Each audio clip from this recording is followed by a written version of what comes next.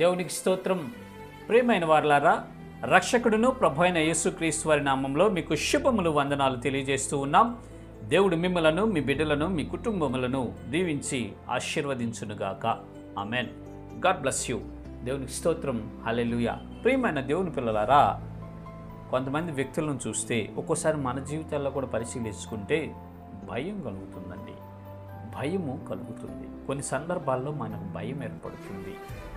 ఎప్పుడు ఈ భయము మనకు కలుగుతుంది అంటే, ఎప్పుడు మనం భయపడతాము అంటే 3 కారణాలు సహజంగా మనం చెప్పవచ్చండి. ఒకటి, పాపం చేయటం వలన భయం కలుగుతుంది. పాపము చేయటం వలన భయం కలుగుతుంది. 2, అల్ప విశ్వాసం మనలో ఉండటం వలన భయం కలుగుతుంది. అల్ప విశ్వాసం మనలో ఉండటం వలన భయం కలుగుతుంది. 3, దురాత్మలు కూడా మనల్ని భయపెడతాయండి. అయితే ప్రియమైన దేవుని పిల్లలారా, మనకు సంభవిస్తున్నటువంటి భయము దేని వలన కలుగుతుందో మనము గ్రహించి దానిని మనం తీసివేసుకోగలిగితే మనము నిర్భయులమై ధైర్యముగా ఈ లోకములో ముందుకు సాగుతాము అని పరిశుద్ధ లేఖనాలు సెలవేస్తని సాధారణంగా మనకు కూడా తెలుసండి. అయితే లేఖన భాగాలు నీవు నిర్భయుడివై ధైర్యముగా ఉంటావు, నీవు నిర్భయుడివై జీవిస్తావు అని ఒక వ్యక్తి ఇంకొక వ్యక్తితో మాట్లాడుతున్నట్లు మనము చూడగలము. చూద్దాము. యోబు పుస్తకము 11వ అధ్యాయము 16వ వచనం మనము చూసిన 15వ వచనం మనము చూస్తే అక్కడ ఈ రీతిగా రాయబడి ఉంటూ ఉన్నది. నిశ్చయముగా నిర్దోషివై నీవు సంతోషించదవు, నిర్భయుడివై నీవు స్థిరపడి ఉందువు. దేవునికి స్తోత్రం. హల్లెలూయా.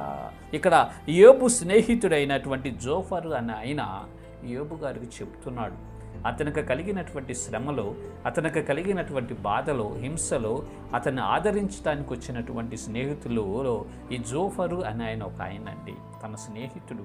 ఆయన చెప్తున్నాడు, యోబు నీవు నిర్భయుడివై ఉంటావు, ఎప్పుడు నువ్వు నిర్భయుడివై ఉంటావు, ఎప్పుడు నీవు నిర్భయుడివై స్థిరపడి ఉంటావు అంటే ఆ ముందు వచనాల్లో చెప్తాడు, నీ పాపం అనేది నీలో నుంచి తీసివేసుకోవాలి, నీ గుడారంలో ఉన్నటువంటి దుర్మార్గతను తీసివేసుకోవాలి, నీలో ఉన్న అవిధేయత, అపవిత్ర సమస్త దుష్టత్వమును తీసివేసుకొని దేవుని తట్టు నువ్వు చూడగలిగితే నీవు నిర్భయుడివై ఉంటావు, నీవు నిర్భయుడివై స్థిరపడతావు అని యోబు గారికి తెలియజేస్తున్నాడు. ప్రియమైన ప్రజలారా, ఇదిగో ఈనాడు దేవుడు ఈ మాట ద్వారా మనతో మాట్లాడుచున్నటువంటి విధానం ఏంటంటే, మనము నిర్భయులమై స్థిరపరచబడాలి అంటే, మనలో ఉన్న భయం మొత్తం పోయి ధైర్యవంతులుగా మార్చబడి స్థిరత్వం కలిగి ముందుకు వెళ్ళాలి అంటే మనలో ఉన్నటువంటి అవిధేయతలు, అతిక్రమ క్రియల్ని, దోషాలని, పాపాలని, అపవిత్రతనంతయు ఒప్పుకొని విడిచిపెట్టేసి ప్రభు అయిన యేసు రక్తము చేత మనము కడుక్కుని ఎప్పటికప్పుడు మనము శుద్ధి చేసుకోగలిగితే, తెలుపు చేసుకోగలిగితే, దైవ చిత్తములోకి మనం మార్చబడితే మనము నిర్భయులమై స్థిరపడతాము, ధైర్యవంతులుగా మార్చబడతాము. ఈ కుటుంబాలు మన దీవెనకరంగా ఉంటాయి, ఆశీర్వాదకరంగా ఉంటాము, ధైర్యవంతులమై సంతోషంగా ఈ జీవనాన్ని సాగిస్తాము.